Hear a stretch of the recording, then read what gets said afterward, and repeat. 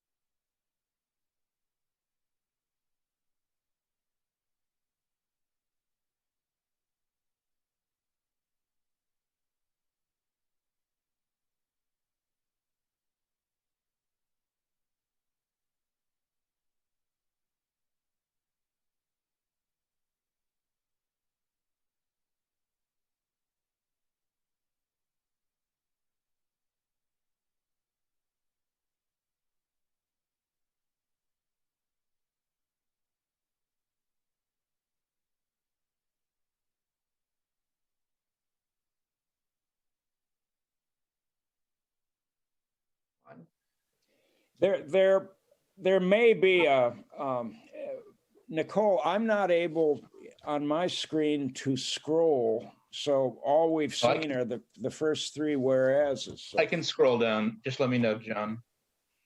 Yeah, I think you can move past that extensive collection of footnotes. Yeah, leave it there for a bit, Alan.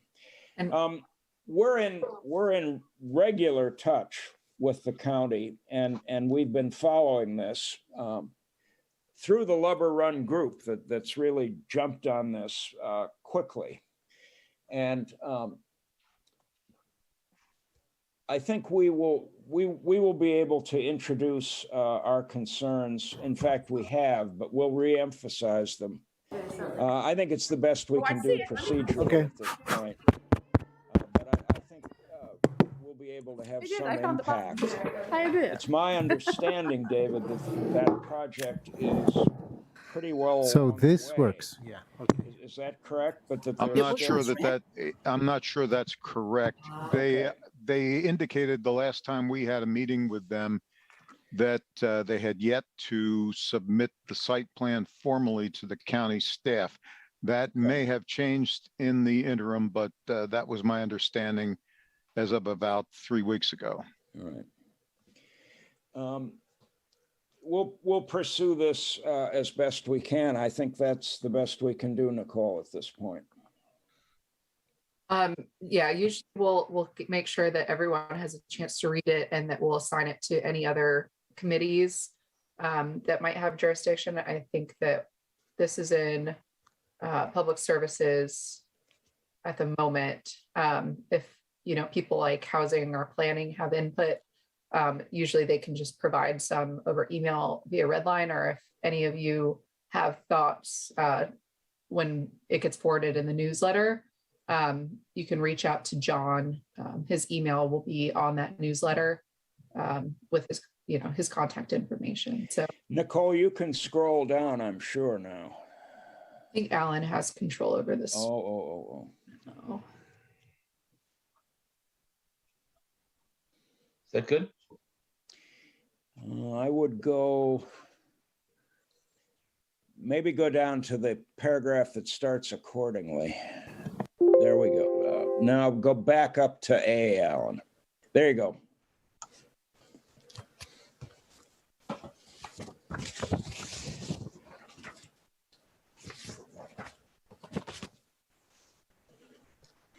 Looks like we lost the county board folks again.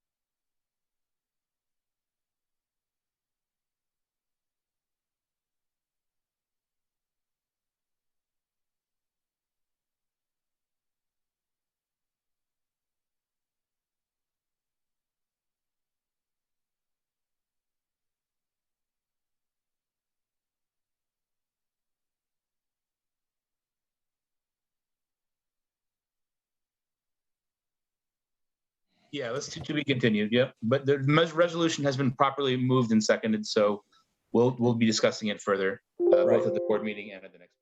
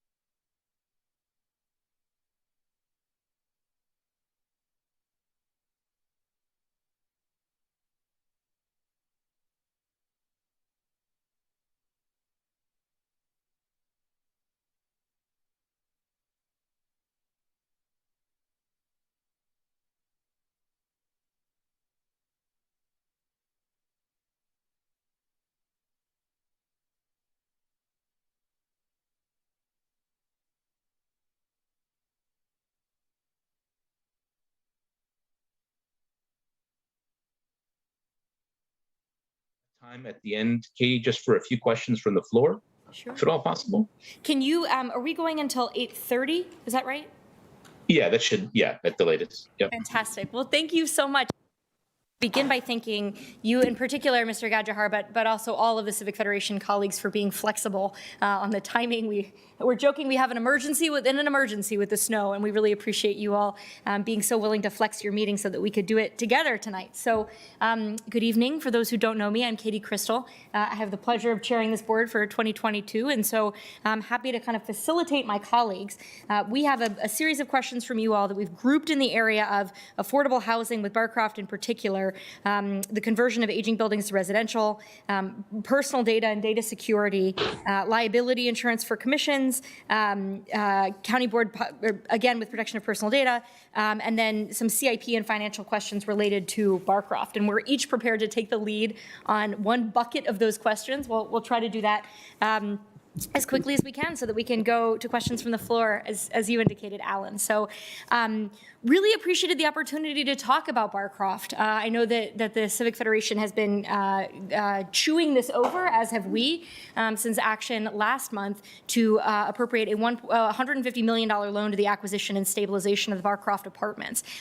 We received a number of questions from the Housing Committee that I think could generally be interpreted as, how does Barcroft fit in or speak to or displace replace other priorities from the Affordable Housing Master Plan. And so I think that the very first thing I want to begin is by highlighting that certainly in my time on the board, I would argue since the adoption of the Affordable Housing Master Plan in 2015, there has been no single action that realizes as many of the master plan's policy goals. From the very first objective, which is 1.1.1, encourage the construction and preservation of affordable rental housing, followed by making every effort to prevent the loss of market rate affordable housing. This project prevents the loss of 1,344 market rate units by stabilizing them as committed affordable. Other policies in the Affordable Housing Master Plan are to encourage affordability periods of 60 years or more. As you all likely know, the affordability period in this project is 99 years plus. And a recognition as well that the Affordable Housing Master Plan had the goal of encouraging 3-bedroom plus affordable rental units, which we know are very short supply in the county. It is, to say the least, unusual to realize something like 47 3-bedroom plus units, which is what Barcroft has available, to say nothing of considerably more in the hundreds 2-bedrooms. It produces committed affordable rental units within transit corridors. Of course, we know the Pike is one of the richest transit corridors in the county. All of that is just goal number one. So I won't belabor the point, but really the one I wanted to emphasize is how very much aligned to the Affordable Housing Master Plan this purchase is. And I think, speaking at least for myself, and I suspect for my colleagues, that's what gave us confidence to move so quickly. It is also very much aligned with the Columbia Pike Neighborhoods Plan, which also spoke to the goal of preserving 100% of, at the time of adoption, over 6,000 market rate units. The Housing Committee also, though, asked that we speak to the goal of just geographic distribution. And I did want to call out what I found to be a relatively concerning misunderstanding of the goal of geographic distribution in the question, which characterized the Barcroft action as, quote, an action of concentrating additional units on the west end of the Pike. And I just wanted to really clarify that preservation of units is not concentration of affordable units. To imply that it is actually suggests that geographic distribution as a goal could only be achieved if we intentionally lost affordable housing. As a Pike resident, I think I speak for all of my colleagues, this is not only aligned with this would be not only counter to the goals of the Affordable Housing Master Plan and the Pike Neighborhoods Plan, it would be counter to our values, which is that we want our neighbors to be able to stay on Columbia Pike. So I think it's really important to know that this is not about concentrating units anywhere. It's about making sure that our neighbors in hundreds of units are going to be able to have a more sustained future on Columbia Pike, which is so important. And then just speaking to geographic distribution and sort of how we're doing on that goal with the Affordable Housing Master Plan. Personally, I've supported the goal of geographic distribution, not because I think we should have less affordable housing on Columbia Pike, but because I think every neighborhood in Arlington should benefit from the type of diversity and integration that we have. And it's been a hallmark of Columbia Pike. And just wanted to highlight, we've really made great progress in that area. We have the most recently published set of indicators is from a couple of years ago, but the following's been consistent with trends throughout 2020 and 2021. In the first few years of the Affordable Housing Master Plan, the board voted to help finance about 1,500 committed affordable units, nearly 1,400 of which, about 90%, were outside of Columbia Pike, and 100% of which were outside of the west end of Columbia Pike. So that dedication to really ensuring that every neighborhood can benefit from committed affordable housing and the rich integration that can bring of our neighborhoods has been a real goal for us.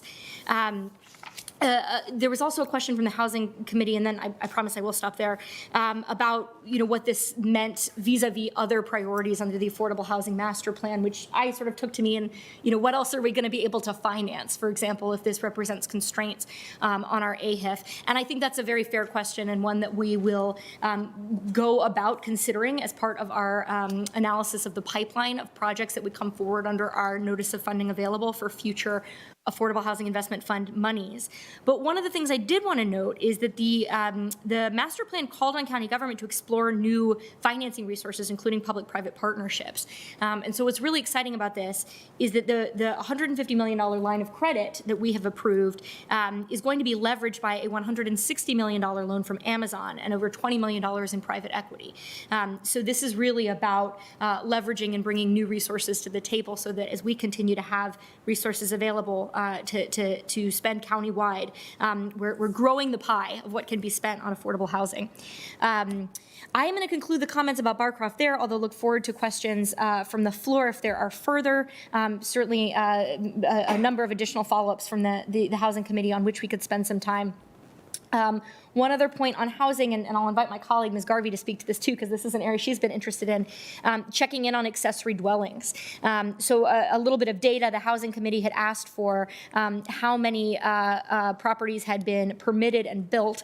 And since between January 2018, which is when our 2017 amendments went into effect, which was the the interior accessory dwellings, and June 30 of 2019, 10 dwellings were approved.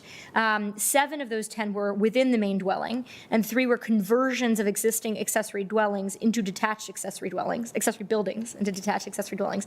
And then since the date of the effective date of the 2019 amendment, the zoning division has approved 63 accessory dwellings, 32 within the main dwelling and 31 detached. The Housing Committee had some great questions about essentially how these are performing, how the owners are using them, who is renting them, what are the rents charged. All fabulous questions. This is probably a great opportunity to note, though, that by right and private uses are not required to collect and report data on demographics or their rents charged or who's living there. So it does represent a pretty significant outlay of housing resources to go and collect this research, given that it's been just a couple of years since the passage of the amendment, and the relatively small number, altogether, these 93 units are less than 0.1% of our housing stock. We will probably not be conducting that level of analysis to find out whether the units are being rented for families or other renters, or the average rent for probably another couple of years would be my guess. But they were good questions to ask. And Ms. Garvey, if there's anything you wanted to add. Not actually too much. I actually set myself the goal of making a little tour of Arlington and looking at some of the detached accessory dwelling units. And my holidays got kind of wrapped up in some family issues I had to deal with, so I didn't get as much time to drive around as I thought I would. But I did look at 8 different ones in a couple different areas in the county, and I plan to do more. I just wasn't able to do them quickly over the holidays. And one of the things that struck me was how hard it was to find them or see them in most cases. And kind of what prompted this was someone calling me for a dwelling going up, an ADU going up in the backyard next to her backyard, and being upset about how it towered over her backyard. And I went and visited there, and I could see that was kind of, I could understand that issue. And I thought, well, how's this going on elsewhere?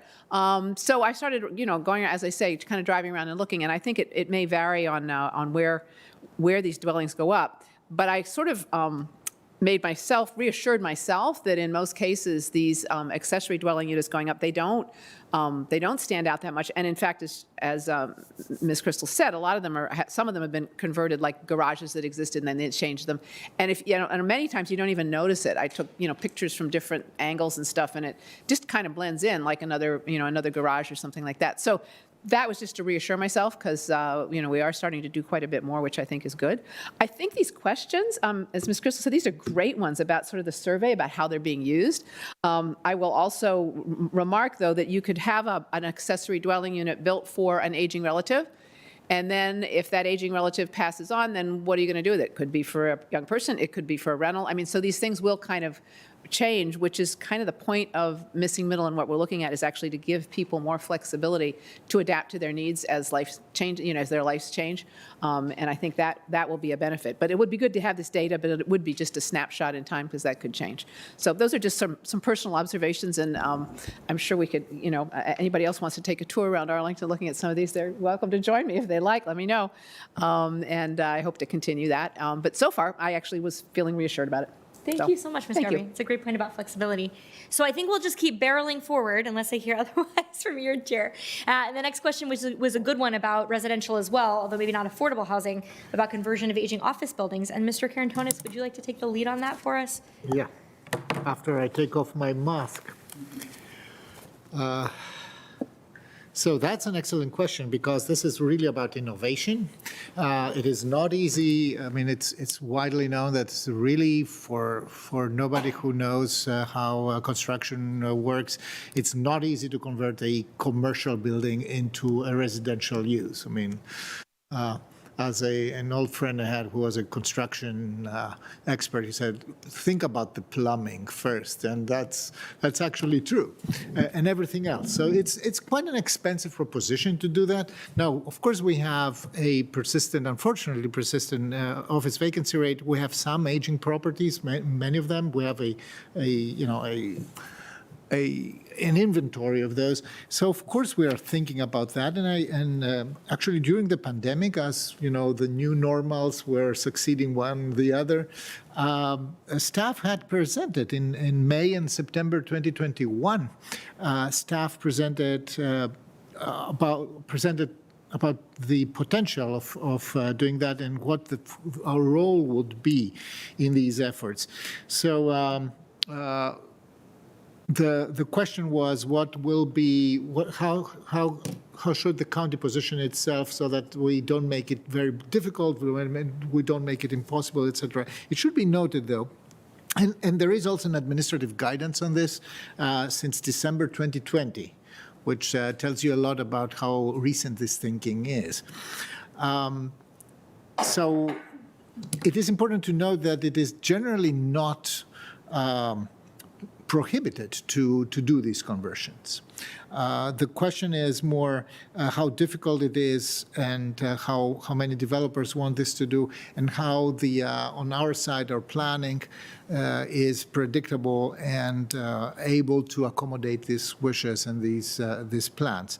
And actually we are in a good place. We can do that. What we should be looking at, and I believe this is where the question goes, is looking at potential zoning changes, building some more flexibility where it is appropriate, etc. I believe that this thinking is going on. Our planning department has mentioned that several times. It is not at the highest point in their very crowded task lists, but it is there, and I believe that we will see it in front of us several times. There have been some quite important conversions lately. Some conversions are coming in front to us, especially along Richmond Highway. And in general, the concept of, I would like to add to that the concept of adaptive reuse is not only the conversion of office to residential. There are other uses that that would go under that. But the question was about office to residential. So we are open to that. We see but the market will tell us how urgent and how pressing the need will be. Mr. Karantonis. A recurring issue I know of interest for Civic Federation is liability insurance. So I'm going to call on Mr. DeFerenti to address a question that came from the, I believe, maybe General Government Affairs Committee. Thank you, Madam Chair. So I think this might be prompted by the new Police Civilian Oversight Board as a question, but generally the simple answer is that actions on a commission are protected under our general liability policy. I know that is true of Civilian Oversight Board. There will be steps that we'll be taking over the next 6 months to set up that board, and there'll be a process for educating the commissioners of that board on all of the background that they need to do the job properly, but they will be covered under our general liability policy. I have heard a similar question asked in the past about commissions from the CivFed and from others about whether your actions on the Housing Commission or your actions on any commission would be covered. And as long as it's within the scope of policy advice and what the mission of the commission is, then it would be covered. That's my understanding. And I'm getting a nod from our county attorney. And so there, I know that there's concern from some individuals with serving on a commission. I also think it's important to kind of just reemphasize that the purpose of commissions is engagement and advisory on policy. It's also true with respect to the board, a lot of the actual implementation of the work is staff's purview and staff's focus. So I understand where the question comes from in the past, as well as why it has come up again. You're covered. I will say that it's nearly self-evident, and correct me, our attorney can correct me if I'm wrong, but if it's fully out, if you do something wrong and it's fully outside of the scope of the commission, you get in an accident improperly, then that would not be covered, but that is, the facts there, it would be so clear that it wasn't inside. So you're covered for the actions that you would take on the Civilian Oversight Board or other commissions. Thank you. Always nice when the answers are straightforward yes, right? Yeah. A couple of questions came in about protecting personal data, personally identifiable information, what that looks like from a policy and implementation agenda within county government. And I know this has been an area of interest for Ms. Garvey, so we've teed her up to answer those, I hope. Yes, more or less. And I think I'll go, so the question we got was, does the county have a position or team responsible for ensuring the protection of personal data collected by the county? If so, is there an outside third-party auditor that ensures guidelines are being followed? So we do have a chief data officer, and her name is Jamie Lees, and she was appointed to that position in May 2019. Ms. Lees is supported by staff under the direction of the Department of Technology Services, DTS, and we have a division of Security, Privacy, Records, and Regulatory Affairs, which is led by Richard Archambault. And her tasks are defining rules, guidelines, and best practices for data sharing, open data, and privacy. Also implementing data governance and compliance, facilitating data analysis and self-service analytics, and supporting data storage and security policy through data literacy programs and compliance management, basically making sure that the whole organization understands and follows the procedures and processes and policies we've got. The division also consists of the county's Chief Information Security Officer, called a CISO, C-I-S-O, Jeff Taylor, and a Chief Records Officer, David Moda. In terms of compliance and oversight, DTS engaged, by the way, the governor of Virginia's Commonwealth Cybersecurity Initiative team to provide us with validation and guidance as we go ahead and build our data privacy principles. We are working on that, and our commission, the ITAC, is also providing important advisory and an oversight role. There was another question on this. Should I go on to that? Yep, okay, sure. And then the other one was, follow-up question was, please provide County Board strategic and policy actions and timelines for personally identifiable information, PII. So the appointment of the Chief Data Officer in 2019 that I just mentioned was an important step towards realizing basically a unified privacy policy. Since that time, the staff from the Department of Technology Services and the County Manager's Communications and Public Engagement team have worked collaboratively to develop various privacy principles, and those helped inform what became the terms and conditions for the county's website. And that includes conditions for protection of personal information. Later next week, actually, this is timely, we're going to be posting a summary of all our current policies, including those on personally identifiable information, and we will be communicating that information publicly and get some directly to the CivFed leadership to distribute. The county also we've worked on having data under the Virginia FOIA Act, and we're trying to make sure that there's opt-in and opt-out, and actually we were grateful that the Virginia FOIA folks, they've strengthened privacy protections regarding opt-in versus opt-out for personal contact information that's submitted. And this is something we keep in mind a lot. I mean, I've been on the board for a while, and we've had a lot of conversations about, oh my, people want to see what that is, but if they do, maybe that we shouldn't be posting that, but do we have to because of FOIA? There are a lot of things that come up because this is a new area, and a lot of the laws go back to the 20th century, and we're well into the 21st right now. So we're also, working to continue to work on that. But I thought I'd talk just really briefly about the other issue here, which wasn't really mentioned, but it seems to me important, and that is simply data security. And we have been updating our overall data security for the whole government, and we've been doing that pretty regularly, and we're going to continue to do that because this is an area that changes rapidly. And for outside consultants, we have brought in outside consultants that are experts in cybersecurity and asked them to try to hack into our system and try to dig into it and find it, and they have spent a lot of time here at times, digging in and doing everything they could to break in. And we weren't perfect, but we were pretty good, and picked up some things that we need to correct. And that's something that we continue to do too. So this is an ever-evolving area.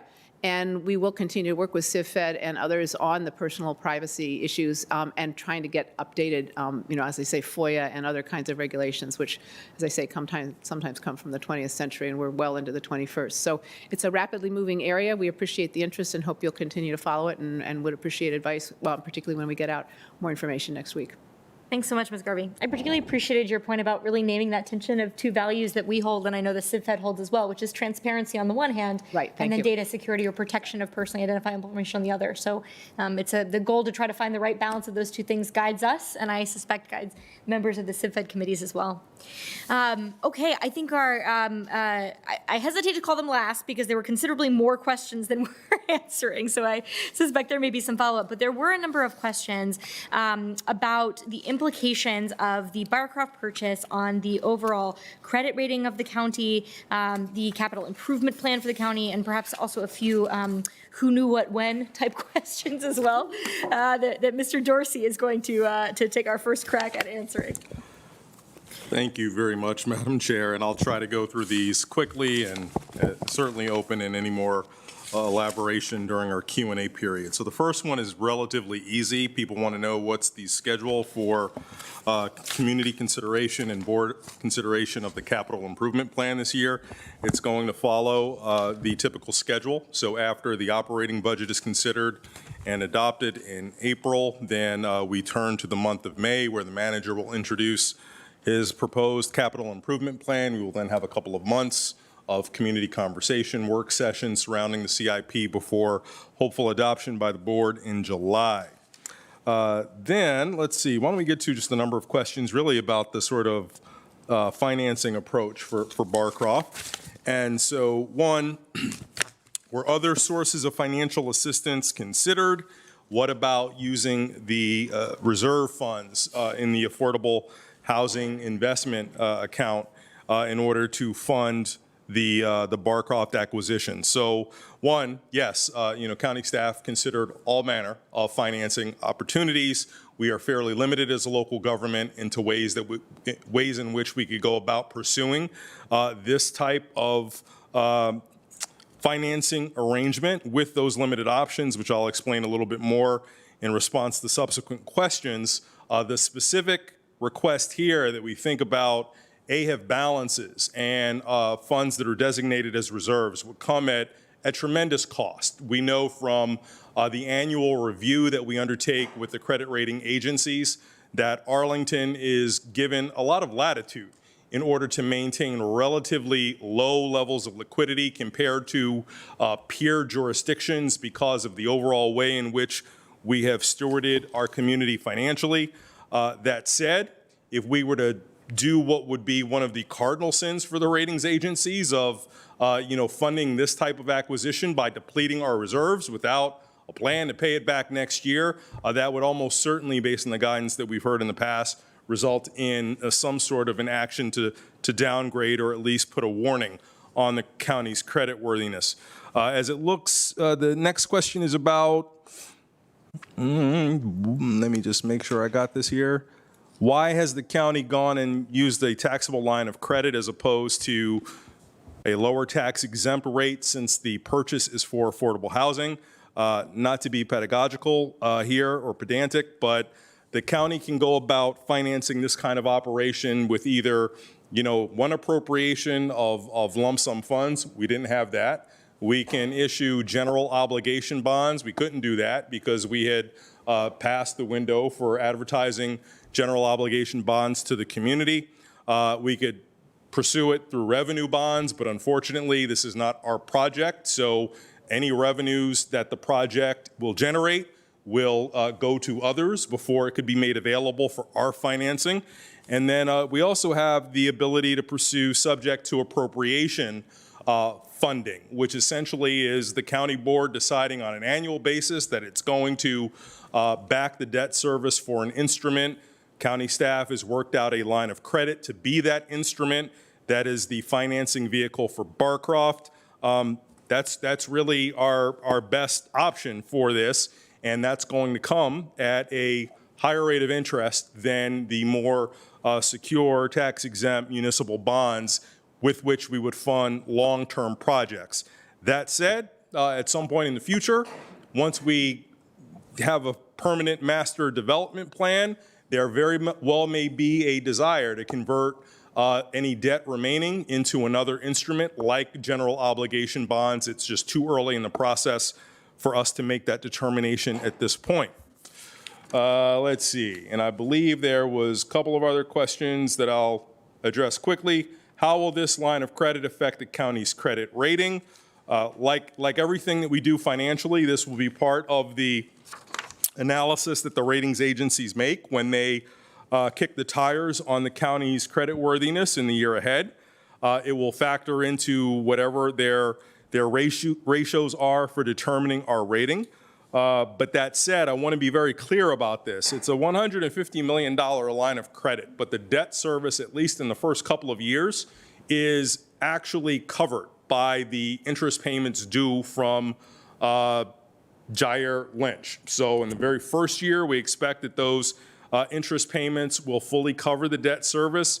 In the second year, it's going to cover, if not all of it, leave a very little remainder, giving us a couple of years to figure out what are the ways in which we're financing the debt service for the 5 years of this instrument before we hopefully have a master financing and development plan, which is giving us some greater long-term certainty. So at least for the foreseeable future, we don't anticipate that this will have any significant impact. And then if the county were to default, what would be the impact? Very bad, very bad. But we're not going to. So that shouldn't be a worry. Okay, that was our attempt at a whirlwind tour through the question.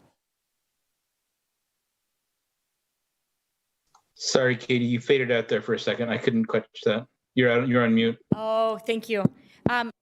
I was making a joke that landed only with my colleagues, sadly, which is that concludes our attempt at a whirlwind tour through the good questions of the committee. We're happy to take any follow-up if we didn't sufficiently answer those committee's questions, or if there are other general questions from the floor of the Civic Federation. I believe we've got about 20 minutes for that. So over to you, Mr. Chair. Thank you. So I would like to call on Suzanne Sundberg. Are you still on? I know you submitted several of the questions through the R&E committee. Is there a follow-up that you'd like to ask based on the responses that you heard? Yes, thank you. I would. I'm a little bit interested in hearing more about the suddenness with which this proposal was put forth. I'm so sorry. I don't think we can hear Ms. Sundberg enough to understand the question. I don't know if we can try to raise the volume on our end, or if it's possible for her to speak a little more closely to her microphone. Was that word? Okay, can you hear me now? Yes, much better. Thank you. Okay, all right. I'm a little bit curious about the process for this. It was done on an emergency basis, and there was no public process on the front end. And I'm just curious what the justification for that was, especially considering the huge amount that's being spent. And the fact that we don't even know all the partners. There were a lot, it seemed to be a lot of names, a lot of investors whose identities were not clear. I'll put it that way. And I was wondering if this had anything to do with the fact that this is an opportunity zone. If that played a role in this, I'm just trying to get my head around why this had to be done at the last minute. Thank you. Thank you, Ms. Sundberg. I'll take a crack at it. I just want to level set everyone here. This is not the county's transaction. This is a private landowner who put his property on the market, pursued a process very similar to what is commonly being done right now, solicited bids from at large, and then at the end of the day, chose someone as the purchaser and gave that purchaser some time to put together partners for the deal. So in this case, the purchaser is Jair Lynch Enterprises, or whatever, Jair Lynch Partners, I believe. And we are helping the acquisition with a $150 million loan. He's also secured a loan from Amazon in the amount of $160 million and has got financing to make up the rest, in addition to equity that they bring to the table. So Those are the players, and we discussed those in December, so there is no secret to that at all. In terms of the speed, that was all because of the private landowner who initiated a request for bids, I believe sometime in October, and had a desire to close by the end of the year, 2021. So the speed had nothing to do with the county, but everything to do with the private purchaser, which leads to, I think, the essence of your question: why did this sort of happen without broader engagement or public conversation? And I would say that that would just be very unusual for any kind of real estate transaction, let alone one as complex as the one I just described, for there to be a public negotiation and discussion of involvement in that real estate transaction. That's really unheard of. It wouldn't ever work, and certainly would have probably created lots of issues far greater than anything we're dealing with in trying to figure out how to plan for the development of Barcroft in the future. So hopefully that's responsive to your question. If you have any other follow-ups. Well, the only other thing I wanted to add is, given that there are multiple parties to the transaction, of which we are not one, as Mr. Dorsey indicated, I think it behooves us to really clarify what the board acted on and what was shaped by our staff for our consideration was a proposal for the county to contribute $150 million to acquiring this property in exchange for a 99-year commitment of the hundreds of units at Barcroft as committed affordable. So that really was the transaction before us, and the notion that there, well, let me phrase it this way. I talked earlier about the Affordable Housing Master Plan. That is the policy that we are following. What is the county willing to invest dollars in exchange for the commitment and preservation of existing affordable units? There were a number of calculations that were made available in the public report. The actual acquisition cost per unit was relatively low, I think, for what we've seen overall in projects throughout the county. So we had a number of metrics and analyses that had already been subject to or really came out of an incredibly extensive multi-year process of developing the Affordable Housing Master Plan that guided us. But I really wanted to just clarify, I think Mr. Dorsey did a great job, but to just note, again, as he said, we're not parties to the transaction. We contributed $150 million in exchange for that 99-year commitment. Whatever the transaction looked like between the seller and the buyer, that was our interest, and what we sought to discharge as publicly and transparently as we could. Ms. Garvey, Mr. Karantonis, and Mr. DiFerranti. Everybody wants to say something. Sorry, if I go first, that's right. Okay, thank you. Yeah. I think the only thing I want to add is maybe just to say it a little bit different way. As you picked up, this was a private transaction. It came on the market in October, wanted to close by the end of the year, took bids, and took the winning bid. We were and the winning bid was Jair Lynch, but depending on some other things, it was going to be able to go ahead and close.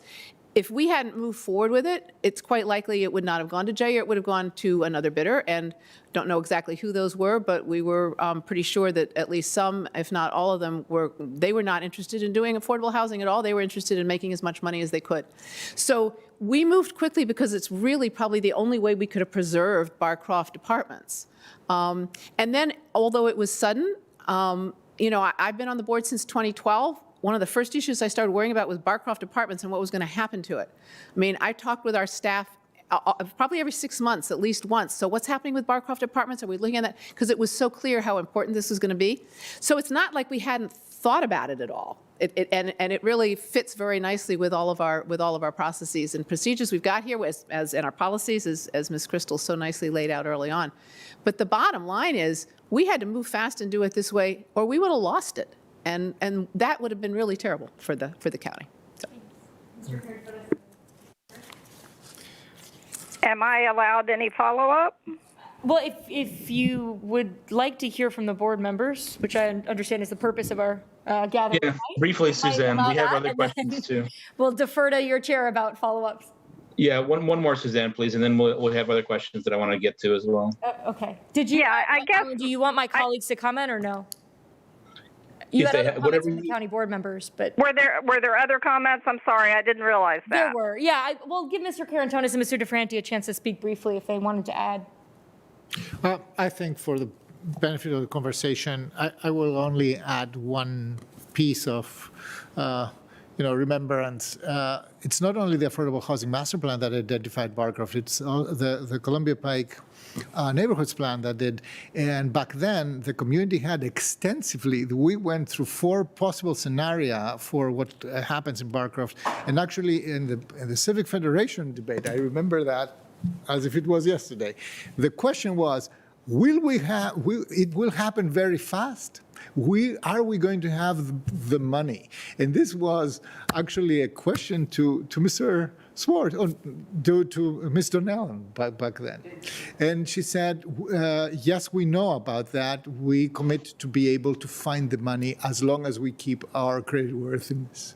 So that was very clear. And actually, it was very interesting because the people who the community members who worked on the Columbia Pike Neighborhoods Plan, they were really very concerned about the perspective of that risk garden apartment complexes. And they were always asking, what will happen if, right?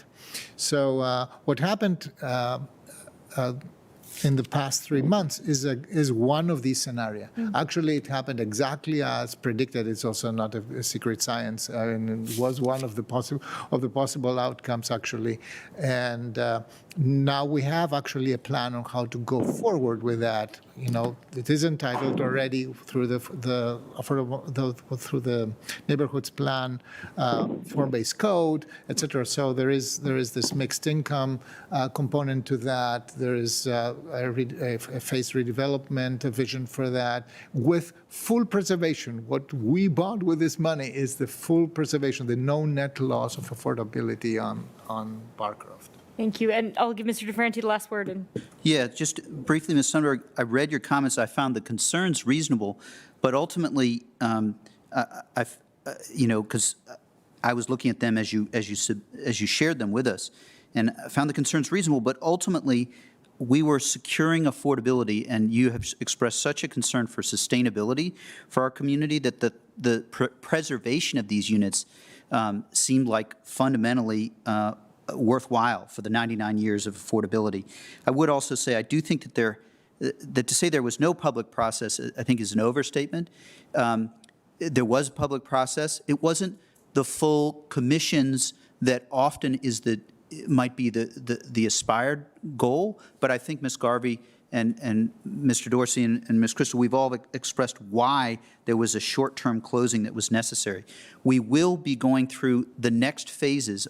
Over the next year or 2 years, there will be phased developments here, and that process will be more like the site plan process that I think you're referring to. Thanks. Back to you, Ellen. Okay, thank you. And let's jump over to Suzanne. Let's jump into some other questions here. We've got a relatively limited time, but thank you all for thoroughly addressing all our questions on that perspective. We have a question about affordable homeownership. This is from Steph Pryor.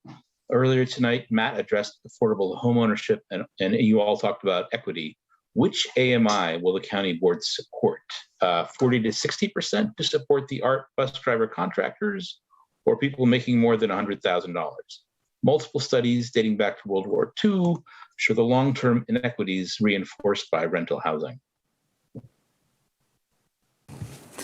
I'll take a stab at that, Madam Chair. So with respect to affordable homeownership, at least for me, I'm most interested in sort of the areas of median income to help people work their way up the economic ladder. And rental housing, I actually believe, has in many, many instances been a place where people build security and then work their way up and achieve education as well as homeownership later. So I don't quite agree that rental housing, I don't agree with that piece of the assumption, but certainly I'm not looking towards majority of individuals who have incomes above $100,000 for the affordable homeownership, at least that I'm seeking to preserve. I should note our current area median income for a household of 4, I believe, is $129,000. So this is a hard hard problem to address. And that's why I think it's been challenging for us for a number of years. But I do know that it's a shared interest of colleagues on the board. And I think there's a lot of work still yet to be done on how to try and, we have the MyPAP program, which serves a very small number of people. And I know we all have an interest in seeing if there are other ways that we can encourage affordable home ownership, keeping in mind that it can be more costly than some of the rental support that we do. I just was going to add, I think this is to some extent where land use reforms and the expanding housing choice study come into play, not because those zoning reforms could necessarily deliver market affordable home ownership opportunities for people making, as Ms. Pryor's comment noted, 40% of AMI. I see those types of alternative forms as a necessary but not sufficient step. Matt alluded to our moderate income home purchasing assistance program. I will tell you, generally, Arlingtonians are floored to learn that we have such a program. The reason is that it is, frankly, underused because I couldn't accurately tell you off the cuff the exact caps, but there is very little product to be purchased that would qualify for that program assistance. And a big part of the reason is the only ownership housing being produced in Arlington right now, not generally speaking, the only ownership products being produced in Arlington right now are very expensive large houses on one lot or high-rise condos, which also tend to be at the higher end. So if we were to legalize forms like, for example, triplexes, stacked flats, there is certainly no guarantee, and I don't want to dissemble and suggest that letting the market deliver those means that they're going to be affordable to an art contractor. But what it does mean is that we've now started to introduce some product into the market where the gap between sale price and what is affordable to somebody making a more moderate income in Arlington can be closed through financing tools like the MyPAP program.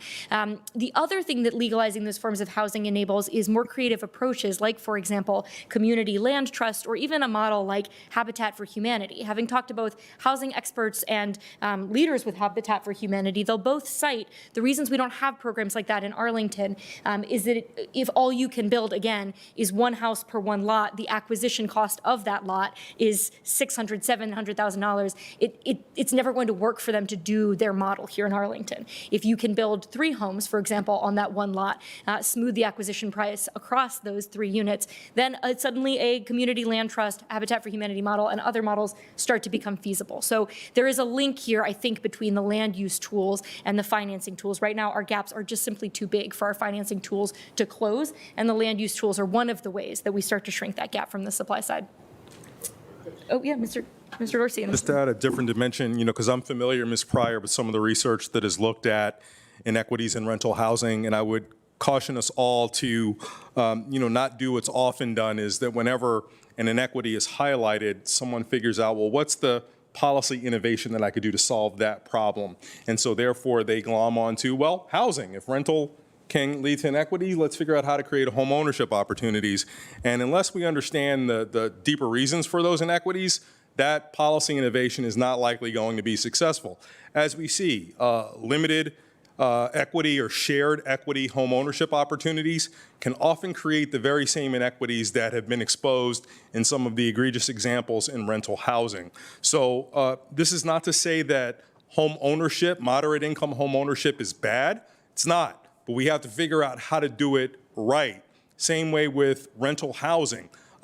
If you have someone living in an affordable unit, but they are far displaced from their place of work and have to spend an inordinate amount of money in order to get to and from work, that's probably a reason why that person is going to have their upward mobility constrained. If they don't have adequate nutritious food in their neighborhood and have to either eat costly and inexpensive or fast food in order to survive, you're likely going to have the exacerbations of inequity. So, here our challenge is to figure out how to make every form of assistance that we offer, whether it's a subsidized unit for rent or a moderately priced unit for purchase, how to make sure it is tied to other ways in which we're truly going to achieve a policy goal. So, I would say for me, it's not just simply a matter of what AMI are you targeting, it's whether or not the program is actually going to succeed on a necessary policy goal. Allowing someone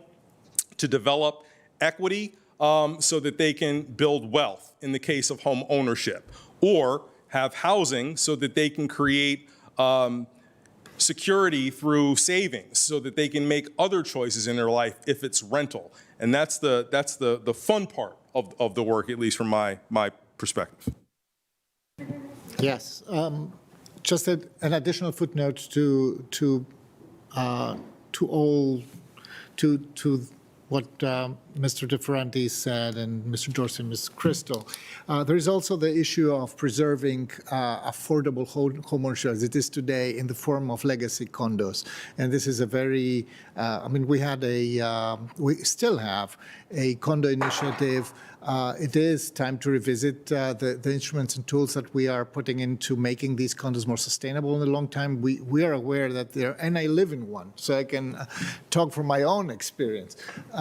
So we can make them sustainable on the long term and not fall prey to a rampant, very aggressive housing market that will replace these as the housing market is replacing affordable.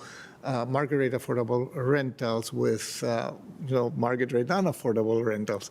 So this is a very complex issue. This board has shown some steadfastness when we decided not to increase the AMI on the Columbia Pike form-based code about a year ago. And, this wasn't a very easy decision because actually it makes it more difficult to develop there the way we have envisioned, but we stayed the course, and we can say that for now I believe this was the right decision. Now we have to find, all the instruments that have to complete the policy mix here in order to create this wealth preservation, wealth creation instrument. Thank you. Okay, hopefully we'll have time for one more question, but back to you, Alan. Okay, yeah, well, one more question, and it's on a totally separate topic. We've spent a lot of time on housing and affordability, and I really appreciate all the questions and the answers. Here's a question actually about the schools, which may not be something you were expecting. But folks have been concerned that have you all considered any type of public statement on the importance of in-person education? We know that the county board doesn't make those decisions, but other entities, other cities, other public leaders have made statements on that topic. So I'm curious as to if anybody has a statement or perspective on that question. I've thought pretty deeply about this over the last year or two. As you can imagine, we've been called upon quite often to make such a statement. In fact, from both those who feel very strongly that schools should have had more in-person days and from people who feel very strongly that schools should have had fewer. Ultimately, to me, the most important question or metric by which I can make decisions is what serves the long-term democratic, small d democratic, and governance interest of this community. Right now, there is a division of responsibility between 5 elected and fully accountable members of the school board and 5 elected and fully accountable members of the county board. I think that intentionally blurring that line of accountability actually over time diminishes that accountability. It allows the county board to point fingers at the school board in turn to point fingers at the county board, and it makes it very hard for individual Arlingtonians to know whom to hold accountable for exercising their values and decision making. Frankly, and I say this with a great amount of respect for both their superintendent and our manager, but one of the concerns I hear a lot in the community is that perhaps those appointed officials have too much power.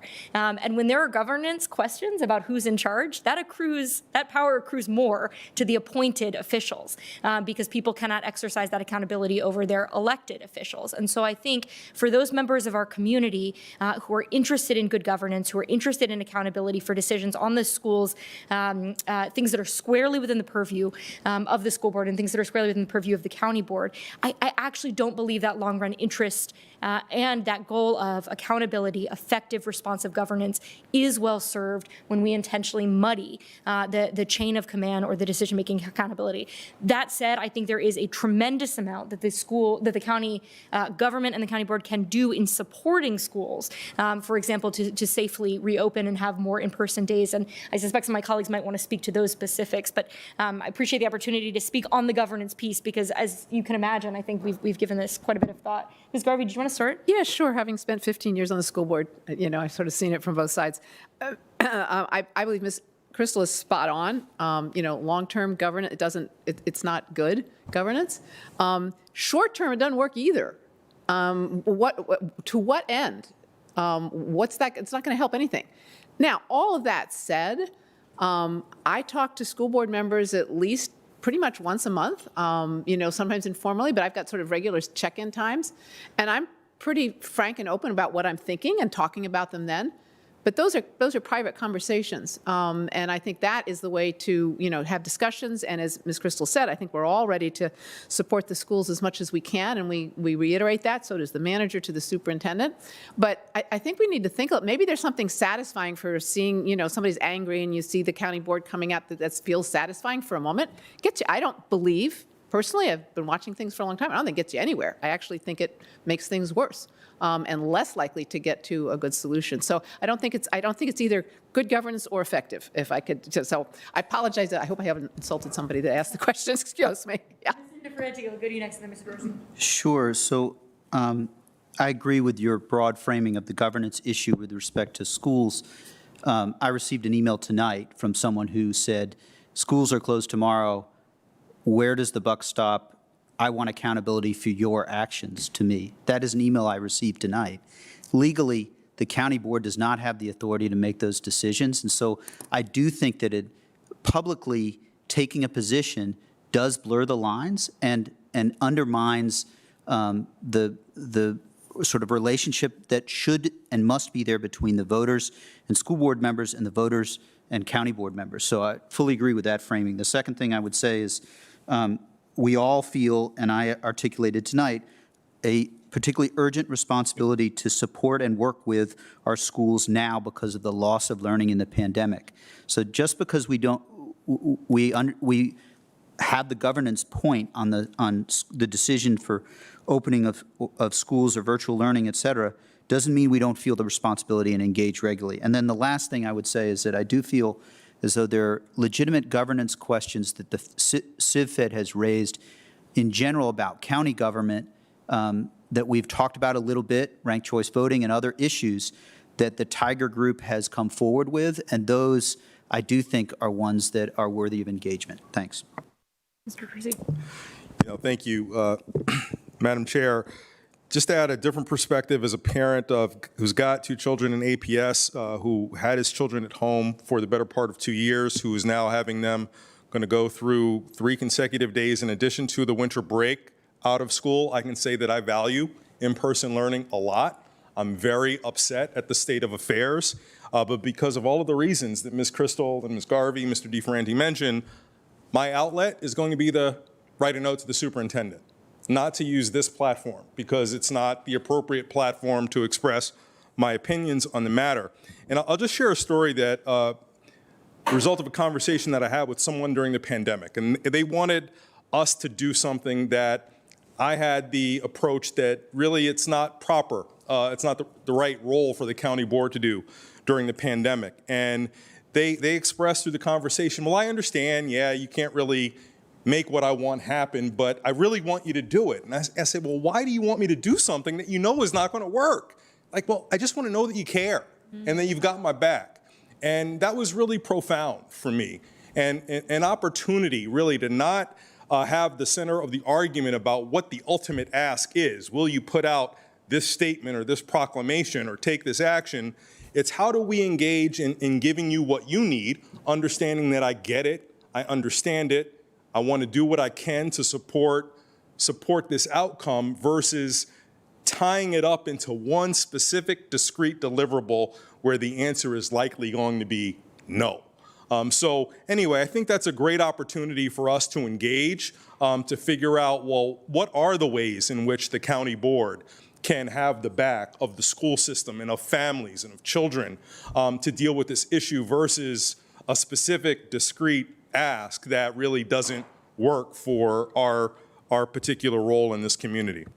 And just to put a bow on that, it's just a few examples of the partnership over the past couple of years, certainly running the vaccination clinics for teachers, now preparing to run the vaccination clinics at schools, significant amounts of relief funding to procure things like PPE, helping deliver directly that supply chain of PPE when it was short, all the way down to helping procure pay for the outdoor seating to enable students to gather safely at lunch. So those are just a couple of examples. I share all of that to say it is not hollow when we say we are interested in supporting the schools in getting students back and teachers back to in-person learning safely.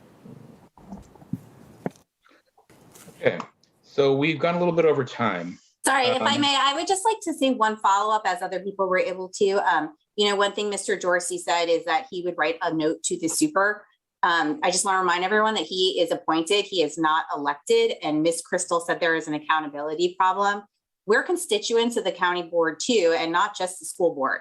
So it's interesting to know, where do we turn for accountability to be addressed when the school board doesn't respond and doesn't vote on these issues? There is no elected official to hold accountable. The school board is elected, I think, is our. And they don't make the decisions about reopening. They're the only school board in Virginia that refused to vote on the issue. I think a point of view is that the superintendent is making decisions that they would like redress on. Okay. So, I mean, I just think the ultimate answer is you do have your duly elected school board. There is no body that, we're not an appellate body for decisions that the school board makes or doesn't make that displease us. They are the ultimate arbiter of what happens within the school system. So if there's a question about what they've acted on, what they haven't acted on, what they've delegated or assumed to them for themselves, you have to raise it with them. I think that pretty much summarizes it. Thank you for the follow-up, Ms. Sunderland. And again, I'd like to extend my thanks to all the county board members. Congratulations again, Ms. Crystal, and thank you, Mr. DeFerranti, for your service as chair. And thank you all for your long, thorough answers and for going a little bit over and really drilling into our questions in great detail. And I'm hearing, and I will reiterate some comments and questions in the chat here. Please make sure the streets are plowed. You want to address that one real quick? We can, yeah. And so we can share with you, I suspect you've already shared it, or if you were to go to arlingtonva.us and search snow response, you can probably also find it on our social media pages. I know we've been sharing it. There is a real-time map. You can see the progress that the county crews are making there. If the plows have come through and they've missed a spot or area in your neighborhood, you can report that in real time through the Report a Problem app. We understand that folks would just like to see them move faster in general. As our manager indicated earlier, the COVID work shortages, labor shortages have affected our snowplow crews as well. We appreciate the patience. They are making progress. They're through many of the residential streets now. Again, you can follow along in our real-time map and report missed spots if they've come through your neighborhood and missed spots on that Report a Problem website as well. We could follow up to get you that link. Also, you might, some of the drivers, as I understand it, were actually trying to get here to work, but they were stuck on 395 and 95 along with everybody else. So, we are trying, but we're very aware. We're getting there as fast as we can. And thank you for suggesting those sites, Ms. Crystal. That's really helpful. Mr. Dorsey. And if I may just add briefly, there you'll learn a little bit more about our phased approach to this and sort of when your street would come in the hierarchy of streets in Arlington County. And I do want to just remind people of something that I think a lot of people overlook. We don't begin moving into anything beyond any pre-treating activities until after the storm has ceased. So during the active period of the storm, when I know many people would love to have folks out there plowing and doing things, it's just not safe to do so. So we wait for the storm to conclude, and then those operations begin. And then we've had all of the challenges that have been made. So we ask for your grace and your patience. We are working to get it done as soon as possible. Excellent. And as safe as possible with everybody involved, of course, right? Absolutely. Okay, well, with that, I'd like to thank you again, and thank you for joining our meeting this evening. And from the Civic Federation perspective, we will have our Civic Federation board meeting this coming Sunday. We'll send out an email with the registration link. And on the topic of the stormwater resolution, county board members, stay tuned. We'll have some resolution on stormwater coming up. Mr. Ford, we will promote that in the newsletter, and then it can be fully discussed at our next meeting. All right. Is there a motion out there to adjourn the meeting from a delegate? So moved. Is there a second? Second. Okay, all in favor, we'll just do this by voice vote. All delegates in favor of adjourning the meeting? Aye. Aye. Aye. Aye. Aye. All right, any opposed? All right, the ayes have it, and we will adjourn the meeting. Thank you all again for everything, and we'll have a good week. Thank you so much for having us this evening. Alan, Stay Happy safe. New Year. Happy New Year, everybody. Happy New Year.